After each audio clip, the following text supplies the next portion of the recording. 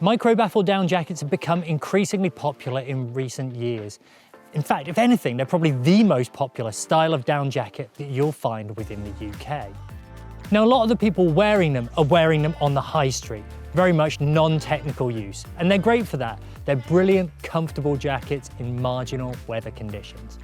But that actually belies something that lies underneath the hood, which is actually something that's also very appropriate for technical use, be that climbing, mountaineering, or hill walking. The question we'll be addressing within this video is where the Montane Anti-Freeze hooded jacket fits within that busy market. Now, the Anti-Freeze hooded jacket is at the beefier end of the micro-baffle spectrum, not least because its baffles are larger than the average, and certainly bigger than the likes of the Rab Microlight Alpine jacket, which is potentially the market leader in this area. And it's worth comparing those two side by side, because this is a question I foresee being asked frequently. Now, the Anti-Freeze has 140 grams of down within it, compared to the Microlight's 135. But most critically, the down that it has is higher quality, at 750 fill power compared to the 700 fill power of the Microlight Alpine. So it's not only got more down, but better quality, higher power lofting down that will keep you, most critically, warmer.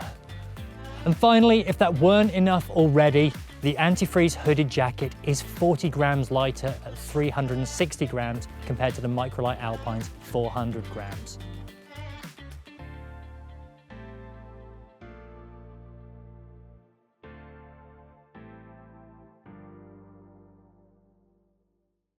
Now, in terms of where we see this being used, the answer is pretty much everywhere.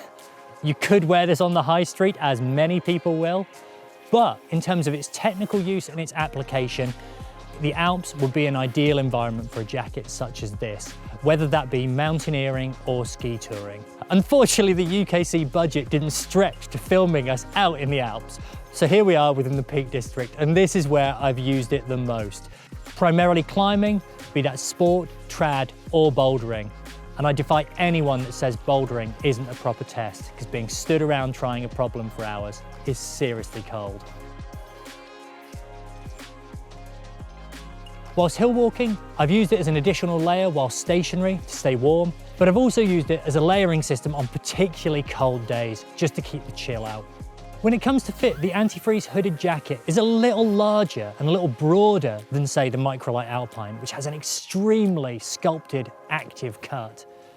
And this makes this feel much more like an outer layer than, say, a mid layer or an extremely technical jumper.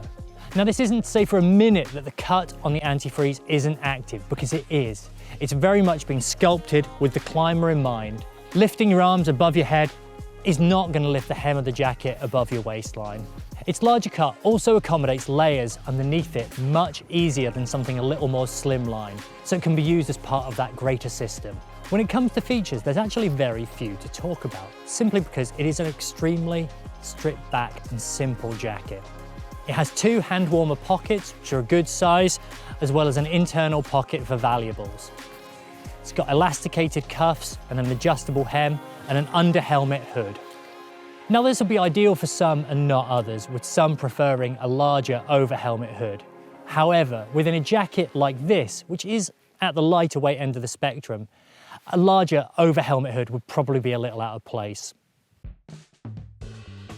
The other features are ones that you can't actually see, or you can just about, and that's the down itself. It adheres to the Responsible Down standard and is Track My Down certified, meaning that it's ethically sourced, generally as a byproduct of the food industry.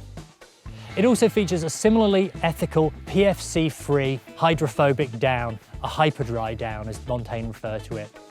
And this is good from a UK perspective, because basically it's a bit wet here. More often than not, our down jackets end up a little soggy, or at least they do compared to how they would in Europe or North America, where you tend to have a much drier climate.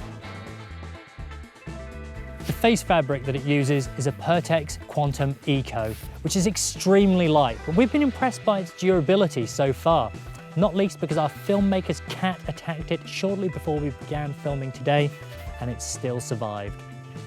Bringing it back to climbing and mountaineering, I have used this whilst bouldering and climbing on the gritstone local to where we are here within the Peak District. And that is a rough as rock type as they come. And it has performed impressively well, insofar as it still hasn't got any holes in after several months of use. It's also worth mentioning that if this one isn't the exact jacket you're looking for, Montane do two other models within the Anti-Freeze collection.